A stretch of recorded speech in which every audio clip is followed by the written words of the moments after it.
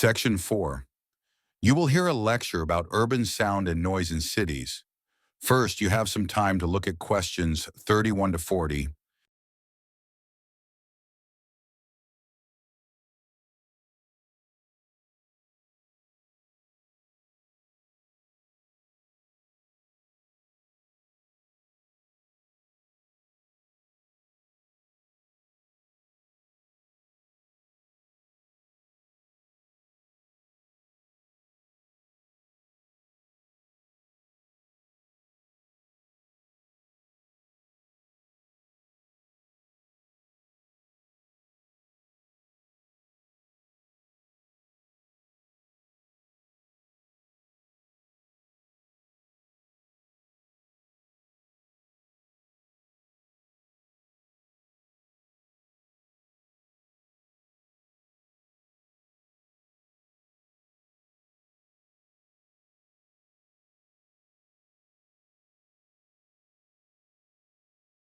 Now listen carefully and answer questions 31 to 40.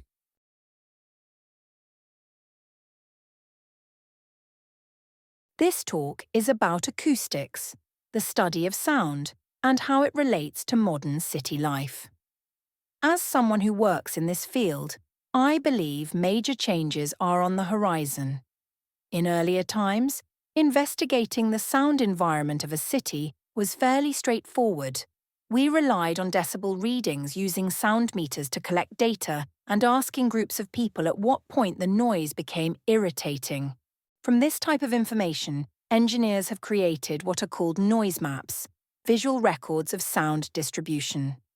These maps usually confirm that traffic is the loudest source, which is hardly unexpected. But they miss a lot of detail. They cannot capture the fact that noise shifts and fluctuates during the day, or that people may hear sounds from their neighbours' gardens or through open windows, especially in warmer months. Such issues are rarely recorded. Another limitation is that people's tolerance of noise is not the same. For example, a professional like me may interpret sound differently from a member of the general public.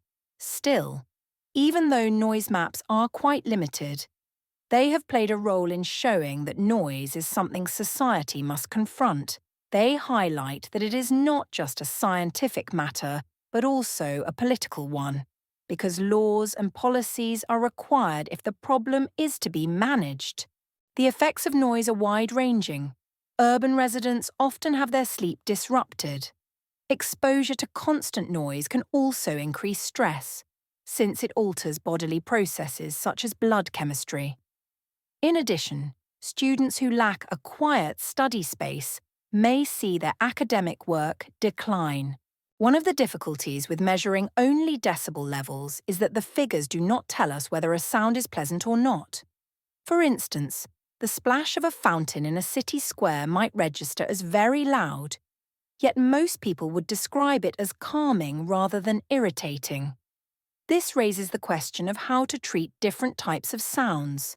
Because of this, many researchers now borrow methods from the social sciences, asking people to complete surveys about how they feel when exposed to certain sounds. So what do people actually want in an urban soundscape? Research shows that a city should feel energetic, with background noises such as footsteps on the pavement or the sound of a coffee machine in a cafe. At the same time, these sounds must not be overwhelming, because people also need spaces for rest and reflection. A major challenge is persuading architects and urban planners to use this kind of research. Beyond basic technical training, most of them learn almost nothing about acoustics. They often treat noise as a nuisance that engineers must eliminate, much like drainage or waste disposal, rather than recognizing sound as a valuable part of city life. In reality, sound could be used to enrich urban experience rather than being reduced whenever possible. If we treat sound as an aesthetic quality, like art, then we must understand what shapes it. Questions arise such as, how is sound connected to culture? What do psychology and human development studies tell us about the influence of sound on thought, emotion, and social relationships? And can physics help explain the fundamental nature of sound itself? New technology may also offer opportunities. Today, architects often rely on virtual reality to show what their projects will look like. These programs, however, are still silent. If in the future realistic sound is added, then designers could model soundscapes before construction begins. Ideally, this would lead to future cities that delight not only the eye but also the ear. That is the end of Section 4. You now have half a minute to check your answers.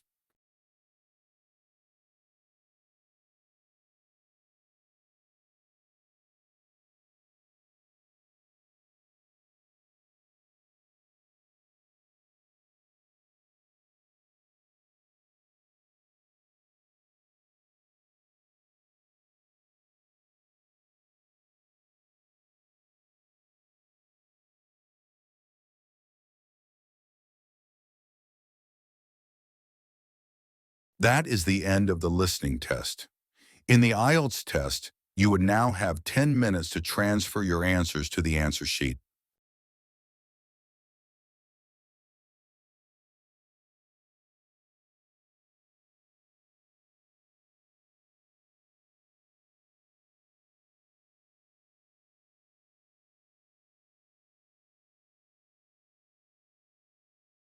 This talk is about acoustics, the study of sound, and how it relates to modern city life. As someone who works in this field, I believe major changes are on the horizon. In earlier times, investigating the sound environment of a city was fairly straightforward. We relied on decibel readings using sound meters to collect data and asking groups of people at what point the noise became irritating. From this type of information, engineers have created what are called noise maps, visual records of sound distribution. These maps usually confirm that traffic is the loudest source, which is hardly unexpected. But they miss a lot of detail. They cannot capture the fact that noise shifts and fluctuates during the day, or that people may hear sounds from their neighbours' gardens or through open windows, especially in warmer months. Such issues are rarely recorded. Another limitation is that people's tolerance of noise is not the same. For example, a professional like me may interpret sound differently from a member of the general public. Still, even though noise maps are quite limited, they have played a role in showing that noise is something society must confront. They highlight that it is not just a scientific matter, but also a political one, because laws and policies are required if the problem is to be managed.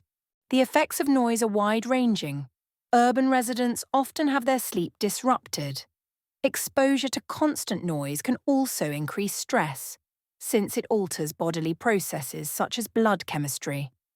In addition, students who lack a quiet study space may see their academic work decline. One of the difficulties with measuring only decibel levels is that the figures do not tell us whether a sound is pleasant or not. For instance, the splash of a fountain in a city square might register as very loud, yet most people would describe it as calming rather than irritating. This raises the question of how to treat different types of sounds. Because of this, many researchers now borrow methods from the social sciences, asking people to complete surveys about how they feel when exposed to certain sounds.